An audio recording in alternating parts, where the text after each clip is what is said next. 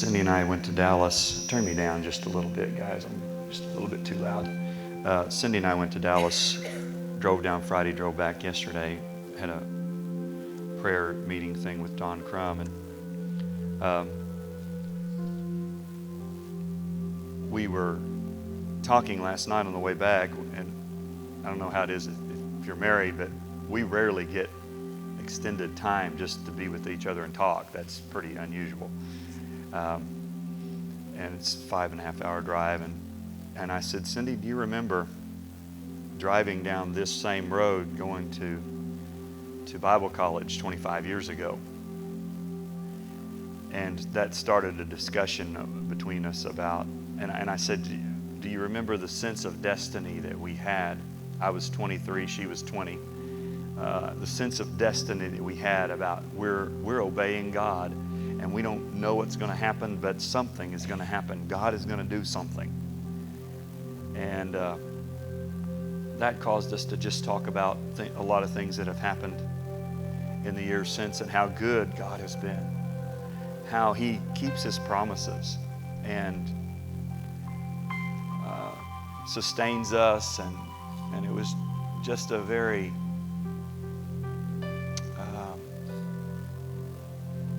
almost overwhelming moment to think about how good God is with us.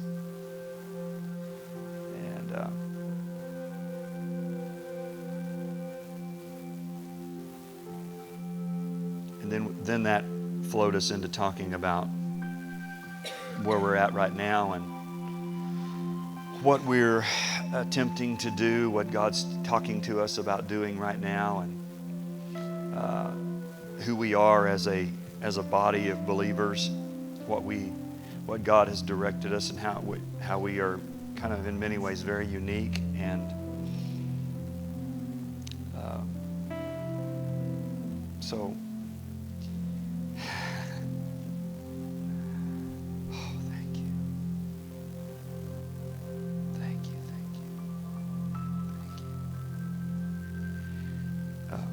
About a year ago, I called Jim Hodges, who's the president of the ministerial group that we're affiliated with, and I said, Jim, can you tell me, I want to go and visit some churches that I can understand better the relationship between apostles and prophets and how that is supposed to work.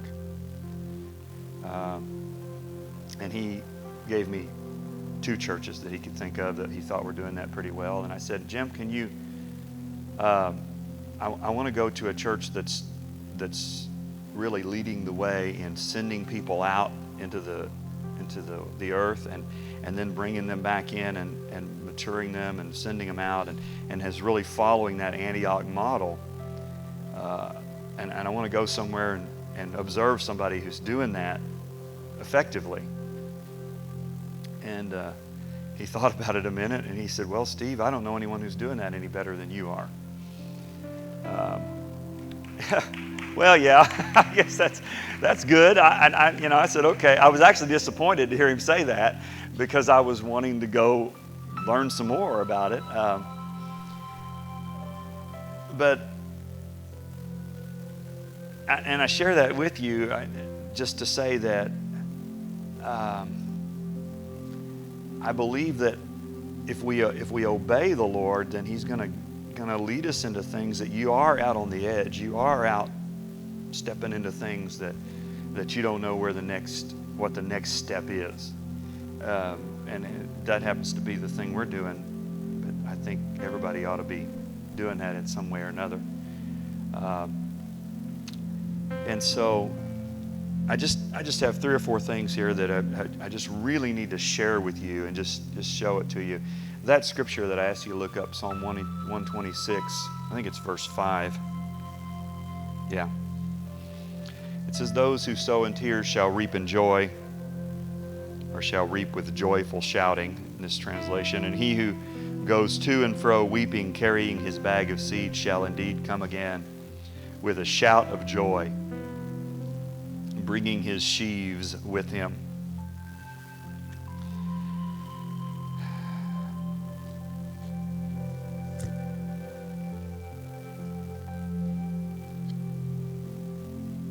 There are people going to hell from Delaware County. Actually, quite a few of them that are going to hell from here. And what are you and I going to do about that?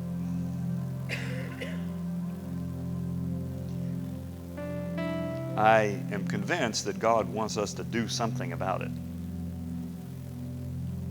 And we live in a world that is changing so rapidly that most of us have difficulty just keeping up with the change, much less adapting to it and staying ahead of the curve. Okay, let's do a little informal poll here. Dallas, why don't you guys take about a 15-minute break, and we're going to pick that back up here. Okay, don't get out of the mode, but we're going to pick it up in about 15 or 20 minutes. Okay, I want you to raise your hand if you have a MySpace. Raise your hand if you have a MySpace page. Okay, hold it up. Luana, you have a MySpace page? You don't. Okay, you don't. Okay, hold up your hand if you have a MySpace. Hold them up high so we can see them. Lexi, you don't have one. Okay. All right. Now look around. You don't have a MySpace. Hold your hand up then. Creed has a MySpace. Okay. You see who has MySpace? Everybody looking around? Now. Okay, put your hands down. Now, those of you that don't know what a MySpace page is, raise your hand. Is that all? Is that all? There's no that one? Okay. All right. And that's just one example, okay? And let me tell you why I think that's important. MySpace is only about 3 years old, and they have 100 million members. It's a website where you put your own personal web page up and you communicate with your friends. And what's happening is MySpace is revolutionizing the way people communicate. Okay? Because you can block people, can't you, Jody? If you don't like them, you can block them. Teenagers are breaking up with each other over MySpace. Remember, Kathy, when you and I were in school, they sent notes. My girlfriend sent me a note and broke up with me through her friend. Now they do it on MySpace. Okay? Or they text message. How many of you have never sent a text message in your entire life? Raise your hand. That would include me. Okay? Oh, that's fewer number than I thought. Okay? And that's just one example. Did you know, you realize that, let me just give you 3 or 4 things that have dramatically transformed our culture in the last 10 years. Telemarketers. Telemarketers have dramatically transformed our culture. Okay? They have made us rude. Most of us were not rude before telemarketers started calling us and being rude. That's true. They were rude to us, and so the only way we could get rid of them was be rude to them, and it has made us more rude. Okay? Cindy and I just moved a few months ago. We didn't get a home telephone number at our new house. The last 2 or 3 years, 95, 98% of the phone calls I've gotten on that home phone number were telemarketers. Why do I need a home phone? I don't even need one, because everybody who knows me is going to call my cell phone. Another thing that has, by the way, if you don't have the number, it's 964-1316. Write it down. 964-1316. That is my phone number. Okay? The other thing, how about caller ID? I'm an old fogey. I still answer my cell phone, hello. But people younger than me, okay, we called Jesse last night on the way back from Dallas, and my phone was going dead, so I used Cindy's phone. So I called Jesse, and she said, "Hi, Mom." Okay? You know why? Because that's the way people answer the phone now, because they know who it is before it rings. Before they answer it. All right? You say all of these things combined, and there's so many others. We were driving through Muskogee last night, and I've driven through Muskogee many times, and there are 2 large Assembly of God churches in Muskogee. And like I say, we've been driving through there since the early 80s, and those 2 churches have been there since the early 80s. And both of them, just since the last time I drove through, whenever that was, both of them have changed their name. One of them was First Assembly of God, and they've changed their name to Church Central. And the other one was, I think, Trinity Assembly of God, and they've changed their name to Life Point Church. Okay? And why did they do that? They did that, and Cindy and I were, because people don't like franchises. Okay? They don't like the idea, because we're forced to go to McDonald's and Walmart, and we're forced to live with Southwestern Bell and AT&T, and so people don't like the idea of going somewhere and there's somebody in a corporate office somewhere telling us what to do. So people don't like franchises. So, and that's just 3 or 4 things that I could, and there are hundreds of them, that are so dramatically changing our culture so quickly that we're being forced to adapt at a rate. My dad has been preaching since 1955. Okay? And I asked him, he had his 50th anniversary of being in the ministry a couple years ago in 2005. And I sat down with him one day and I said, Dad, how have things changed in 50 years? What have been the major things you have seen change? And he answered real quickly. He said, well, it's easy. He said, when I was called to preach in 1955, that was it. I was called to preach. And that's what you did. He said, now, when a young man goes into the ministry, the vast number of skills and abilities and things that he has to handle are overwhelming. And it wasn't that way 50 years ago. Okay? Now, there's nothing anybody can do about that. That's just the way it is. All right? I think that we're very quickly, within a decade or so, I think the phrase go to church or I went to church will totally disappear from our culture. Okay? Now, like when Cordy was growing up going to Deer Lick Elementary School, that's the way everybody thought. Okay, on Sunday, I'm going to go to church. All right? And it fit in a culture, and it had its place, and it fit, and it worked very well. Okay? Things have changed so much that I think we're going to not even have that phrase in our culture. And I feel like I'm in the middle. I'm 48. I feel like I'm in that trend in the middle between Alvin and Margaret's generation and Lexi's generation. And I'm kind of in between, and I grew up in the 60s and 70s, and I lived through the 70s, so I lived through that turbulent time of dramatic change and rebelling against authority. So I have enough of that I can see these changes and can try to flow. But I'm also 48, and so I don't like change. I don't like doing things differently, so forth. So I continually kind of feel like I'm in the middle of that. And were I not in the ministry, I might not be forced to deal with it, And I'm not trying to force, those of you that are older than me, I'm not trying to force you to deal with it, because if you don't have to, I really don't see any reason for you to. Okay, but I don't think it hurts for you to at least understand what's happening around us, And a lot of it's bad. A lot of the cultural change we're seeing is bad. Okay? And so, we have a responsibility, and I write a column in the newspaper. That's one thing I can do, and that's something, every week I kind of talk about Christian worldview and things like that. It's one thing I can do.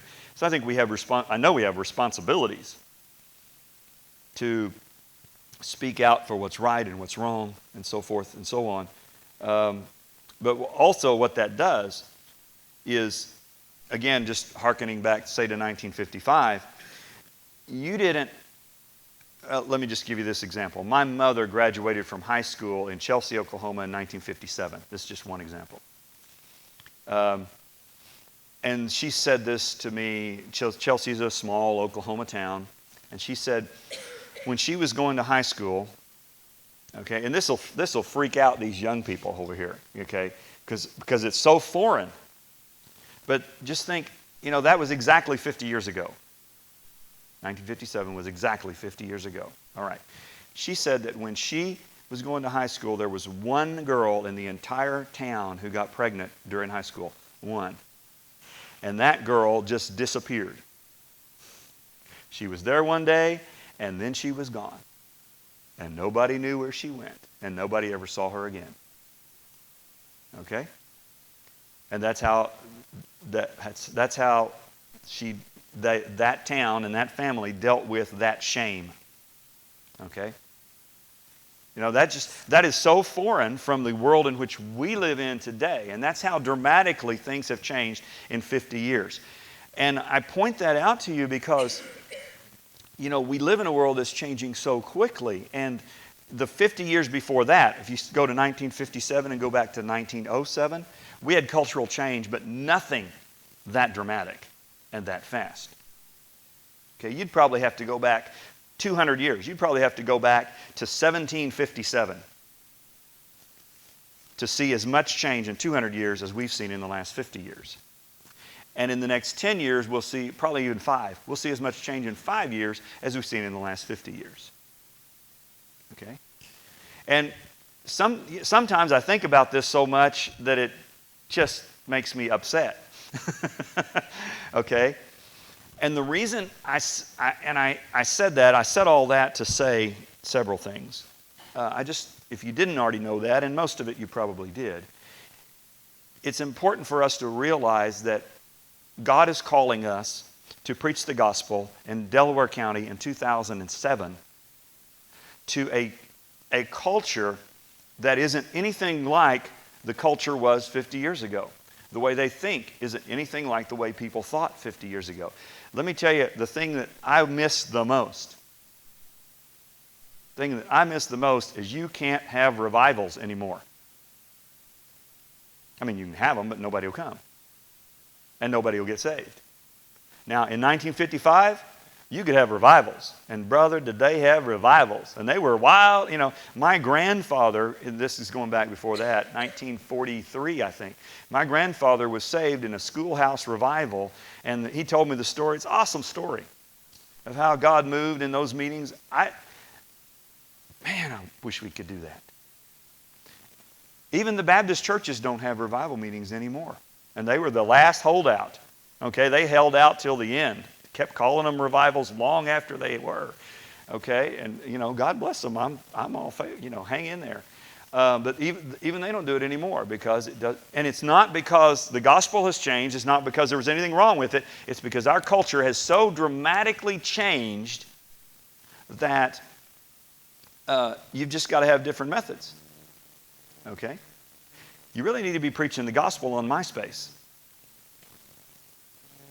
All right, and there are people doing it. Right, there's a lot of other things being preached on there too. Okay, a lot of really bad things on there. And where are we going? Okay, and I see some of you that are older than me really going. Okay, I don't think that that's necessarily my responsibility, and I'm probably not going to start preaching on MySpace. But a lot of these young people are already doing it. Okay, they're already up ahead of the curve on these things. So, back to what I said earlier. There are people going to hell from Delaware County.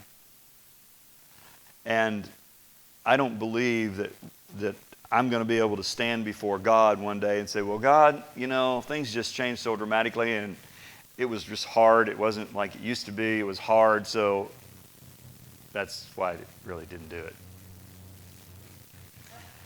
I don't think that's going to fly, and I don't intend to give that answer.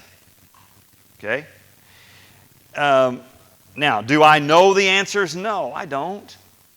I've got some ideas. I pray about this a lot. I search and look, and so I'm going to show you just a few things here. One of the things that listen, people need Jesus now more than they ever have. It's just that we have to approach them differently than we used to. You cannot approach people today, as you used to be able to do, and assume that they already know they're a sinner and they already know they're guilty of sin and they want to do something about that. Now, in 1955, that was pretty much a common understanding. Even the most evil person in town knew he or she was the most evil person in town, and there was no argument about that. But that's not the way it is today. Our culture just doesn't believe that as a whole. We Christians still do, most of us. Although unfortunately, there's a lot of baloney being preached over the pulpit in some places today, particularly the really large mega churches, and not all of them even, but some of them are it's just all it is Dr. Phil over the pulpit, and it's just ridiculous. But I believe that for the most part, the good majority of Christianity still believes the Bible, still believes, Jesus is Jesus and God is God and sin is sin and heaven and hell. I think that the majority of Christianity is still there, but our culture is just going dramatically all these different directions. Okay? My understanding right now is that the most effective way to get people to come to faith in Christ is one-on-one these days, and what I call friendship evangelism. That's the phrase I use.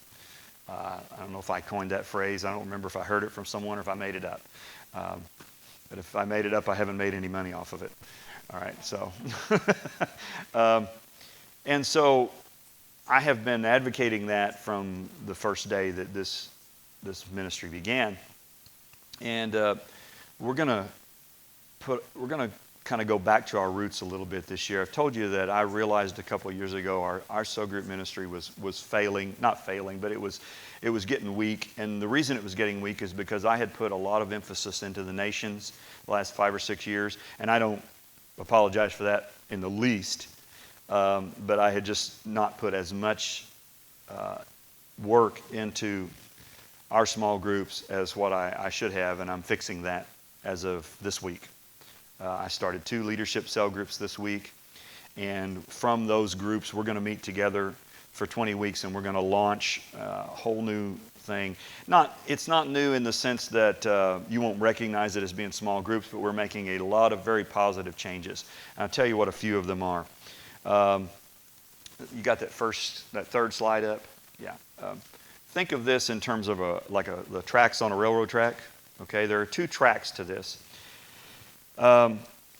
The first track, go to the next slide, Grant. The first track, we are going to change the name of the groups, and this is actually Tom and Chris like this deal, and they came up with this, and I like what they liked. And so we're going to call them life groups. And I come up, by the way, I got this really awesome idea for some graphics and stuff. Got it yesterday. You can't wait to tell you. Okay. And we're going to call them life groups, and they are going to center primarily around 2 things, and those 2 things are evangelism and discipleship. Those 2 things, evangelism and discipleship. There will be community, there will be loving one another, praying for one another, things that we've had in our small groups in the past. But the focus, the 2 non-negotiables that will be happening in those groups are evangelism and discipleship. Well, how do you evangelize in small groups? Well, here's how you do it. And we've done a little bit of this in the past, but we haven't done it well, and we're going to do it well. The way you do it is you target people that you are friends with, and you together encourage each other and hold each other accountable for just loving those people into the kingdom of God. And there's a process for doing that, and we're going to teach you what that process is. And it's actually a very non-threatening kind of a process because, again, telemarketers have changed the world. People don't like to feel like they're being sold something. Okay? Now, 20 years ago, it wasn't that way. But it's that way now. People don't like, if they feel like you're trying to sell them something, they get defensive. Okay? And so we're going to teach you, and we're going to do a seminar here, a Saturday thing here in the next couple of months. And I'm going to teach you how, this is just a little tool called the Book of Life. And I'm just going to show you how to use this little book. And again, it's just a tool. There's nothing magical about it. But what you do is, there's about 20 pages in here. And each one of the pages, you write the name of somebody that's a friend or a relative that's not a believer that you want them to come to know the Lord. And you start praying for them. I mean, like I said, it's real simple. You just write their name in this little book, and you start praying for them. And then when you get together in your life groups, you pray for them. And you talk about ways, okay, say that her name is Susie. You say, well, how did you get along with Susie this week? Well, I saw her, I work with her. And okay, well, what can we do this week to love her and to serve her and to help her come to know the Lord? And, maybe Susie's mom's in the hospital. Okay, well, Can we go over to her mom's house and feed her cat while mom's in the hospital? There's 1,000 ways you can do this. In other words, you just love them into the kingdom. And we'll teach you how to do that. And then you bring them into your life group and you begin to disciple them. We're going to use some discipleship books. This is one of them. This one actually I think belongs to Marty. Marty and Karen, I have your book. Okay. And these are real simple. There's nothing, they're pretty basic. This one's about your destiny and what God has called you to be. And then there's one on the nature of salvation, and there's one on the power of the nature of the Holy Spirit, and there's a fourth one, I can't remember what it's about. But we're going to use those as discipleship models. And so if you bring your friends, so say Luann, say your friend Susie becomes a believer, then Luann will bring Susie to her life group, and Luann will make sure that Susie grows in the Lord. And that will be her responsibility. And she'll make sure that Susie is discipled and grows up into who God wants her to be. And I'm going to put a lot of emphasis on this year. We're going to work really hard at it. I'm going to do it, and see, it's a lot harder for me because I don't work out there with heathens every day. I spend my time in this building around a Christian school, and I have to go out of my way to do it. Okay, and really work hard to build relationships. And then if people know I'm a pastor, then they do this thing, get back. So if I can do it, you can do it. It's a lot. I have to go over a lot of barriers to make friends with people who aren't believers. And I'm already started. I'm working on it. Okay, and I'm going to be doing that. And you may have to get out of your bubble. You may have to get out of your little comfortable little bubble that you live in, where you just go from church to home to, and you may have to get out and join something and go join a club somewhere, get out into the community and meet some new people somehow or another in order to make that work. But I am not going to just go through my life and go whining to God on Judgment Day that it was hard and it was hard, so that's why I didn't do it. Okay, I don't think that's a workable excuse. And I can't wait to do this. The second one, the next slide there, Grant. The second part of this, of redoing these groups, is what's called a training track. So there'll be two tracks. There's the life group track, and then there's the training track. And one of the things that, and in that training track, what we'll do are classes, and we won't do them all the time, but we'll do them in segments. This will be the first one. We'll do a training on how to use this little book. I think it's 6 hours. And then we'll do other training things, and I'll pass out probably a survey here in the next couple months on what time of the week would be the best, maybe Saturday night or Sunday night or something like that, and start doing training with different things. And some of those will be Bible studies. That's something that we haven't done that I think would be very worthwhile for us to do a study on the book of Hebrews, for example, or things of that nature. And some of those will be skill trainings like how to do leadership in life groups and things of that nature.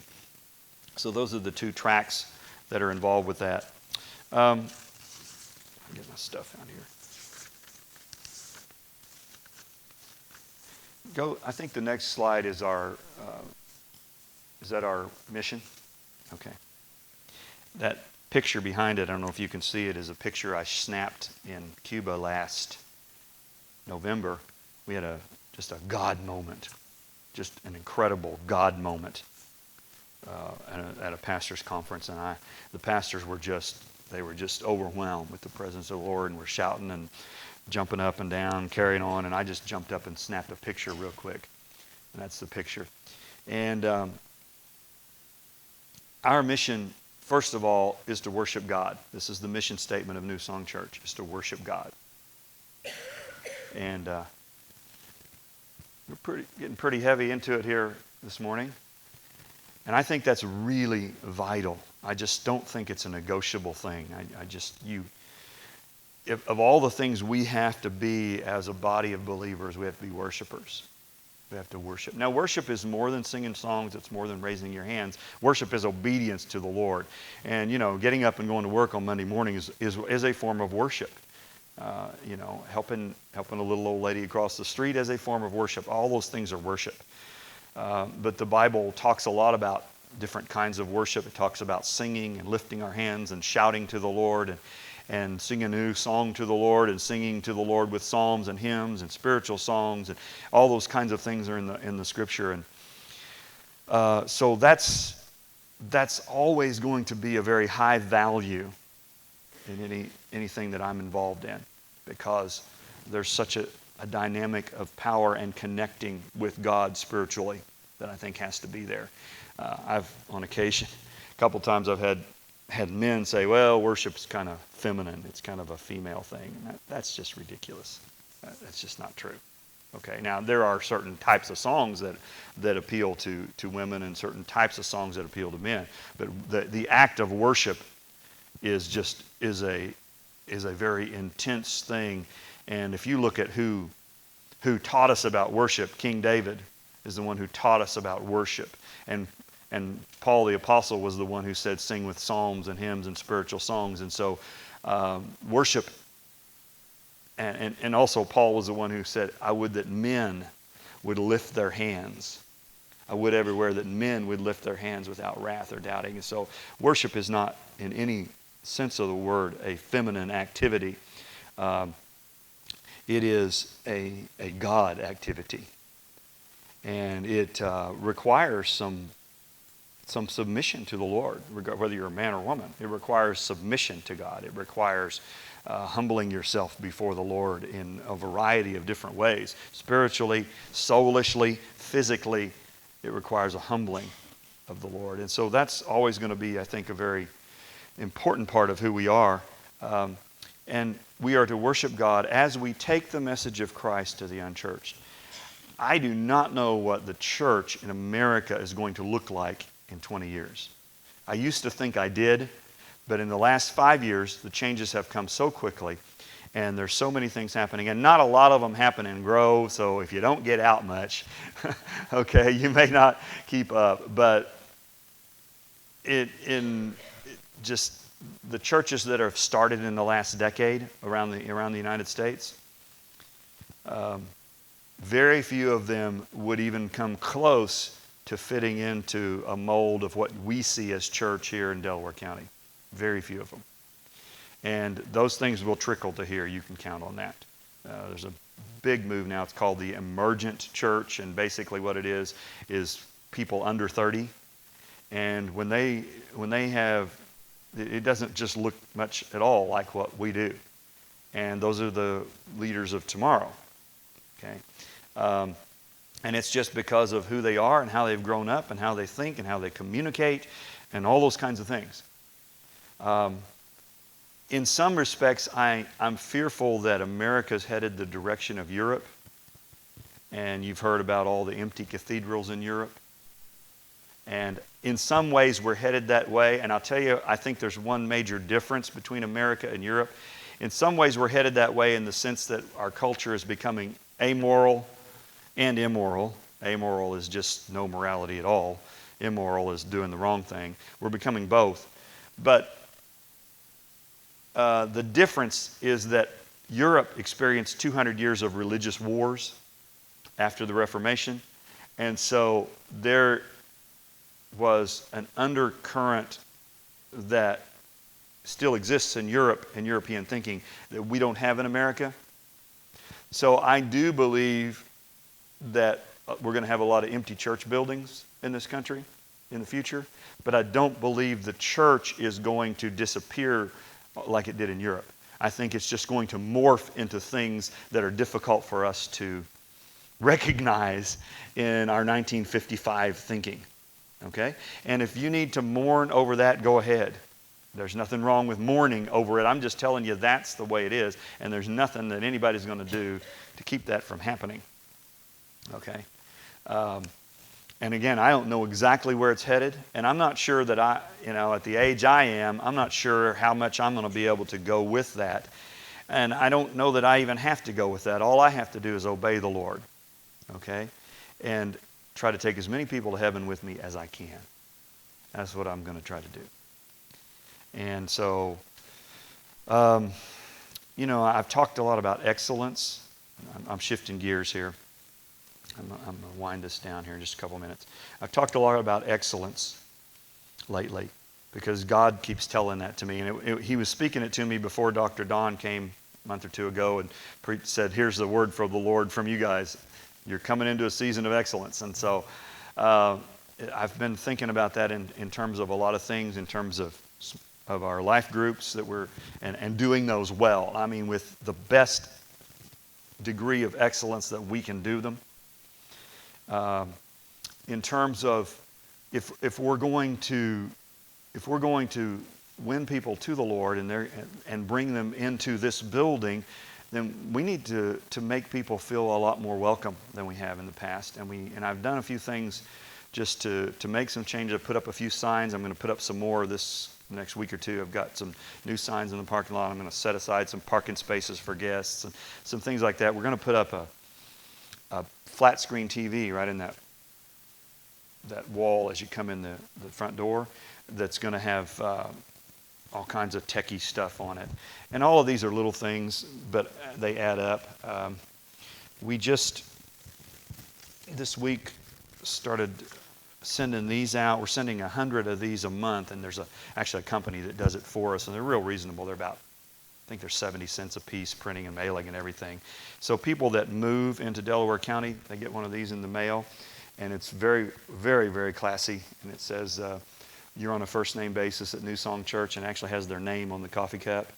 And then it has all this kind of stuff on here and has my email address on it. And you can pass that around if you want. We're going to send 100 a month of those out starting, I think, last week. They started going out. And just some things like that are excellent, that are done well. And because Colossians 3:23 says, whatever you do it as unto the Lord, not to please men, but to please God. And that's what we're about. And that's who we must be. And you know, we have become this body of believers that's very focused on the nations, and I love that. Because one of the dramatic changes that has taken place in the last 50 years is we have shifted, and it's not a complete shift, but we have shifted from an 18th century missions model, which was, the 18th century missions model was you send the missionary to Africa or China, or wherever he goes, and then you send him money, and he stays there. That was that model. And it was a very powerful model. There was nothing wrong with it. And it worked well for about 200 years. But what's been happening since World War II, and we started having groups like Campus Crusade for Christ and Youth with a Mission and Operation Mobilization and all these parachurch organizations that came up and said, hey, you know, look what else we can do. And they started doing a lot of other things. And that has greatly multiplied the spreading of the gospel throughout the earth. And that's one of the reasons that you see these tremendous revivals in places like China and India and Nepal and places that nothing was happening 60 years ago. And yet now they're in South America and Africa, dramatic moves of God.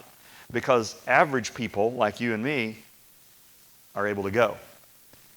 And we have the financial means. We live in the richest country at the richest time that it's ever been. We can afford to do it. We have the communication. We have the transportation. We have all these things that are available to us. And as the church, God's given us this incredible opportunity to do things that couldn't have been done even 50 years ago. Wow. And not only that,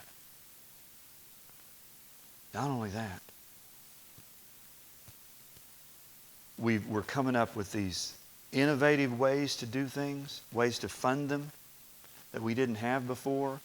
You know, I was at a pastor's conference 2 weeks ago, and I told the story about our spec house, and I thought those pastors were going to mob me after the meeting. How did you do that? You know, they were just so excited about, well, how did you do that? How did you do this? Can you do that? I didn't know you could do that. Yeah, you can do it. You know, that's just the world in which we live.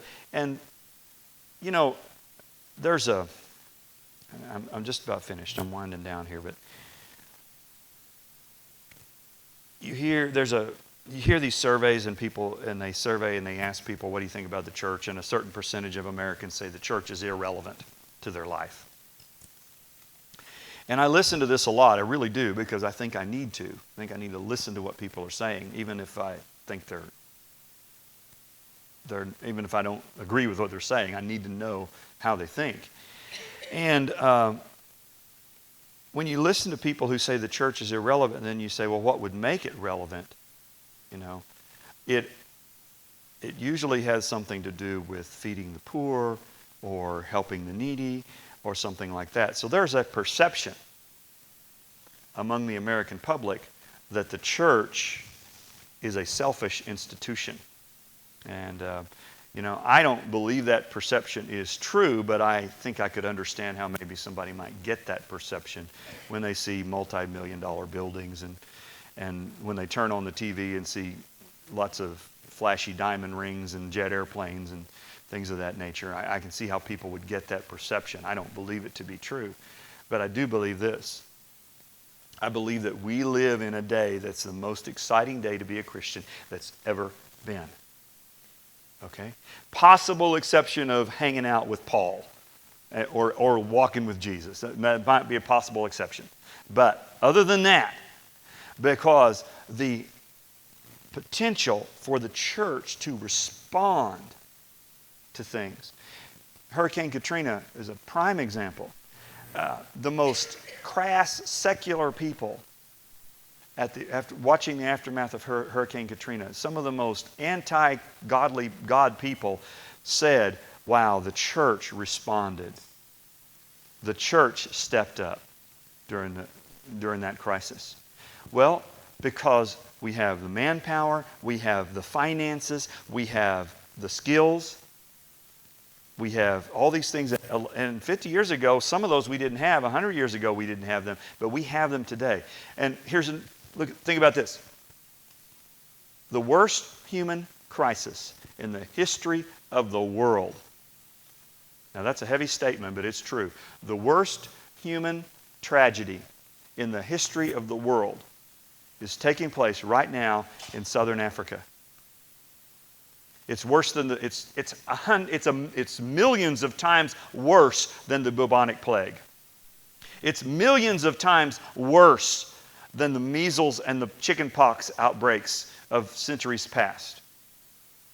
It's the worst human tragedy in the history of the world. There are 14 million children with no parents. That is a tragedy so huge, so big that you and I can't even fathom it. Our brain can't even process it. And so here we are, 100 people sitting here in Grove, Oklahoma, and we have the ability to respond to that. And we're not going to fix it. And a lot of people are responding, and they need to. We're personally not going to fix it. But we can do something, and we're going to. We're going to. And so, it's just a walk of faith. And I love being a part of something like this. I love being a part of something that doesn't just talk about it. We don't just go to church and say, well, I went to church and then I went home and I was done. No. We are the church. We're being the hands of Jesus. And we have the ability to respond in whatever, it's kind of a small way. We can save 50 orphans or maybe 100 or maybe 200 someday or 300. Who knows how that's going to grow. We're going to start off with a building that holds 48. So we can start there. And God's given us the ability. And He's even given us at least the start of the money to do it. How incredible. What an awesome thing that is. It's just a great day to be a Christian. And I look back on my first 25 years, and I see the goodness of God. And I hope you can do this. I hope you can see the goodness of God. Come on up here, Kathy, and grab that mic right there. Okay.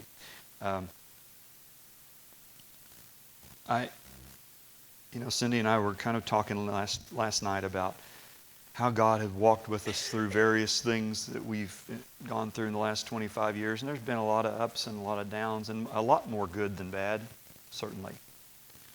And every promise God ever made to me, He's kept. Now, I haven't kept all of my promises to him, but he's kept all of his to me. So I can't even guess how incredible, exciting the next 25 years is going to be. Because I don't know where this thing is going. I mean, it's just like hanging onto a train and you're flying off the back end of it. I don't know where this thing is going, but God does. And it's going to be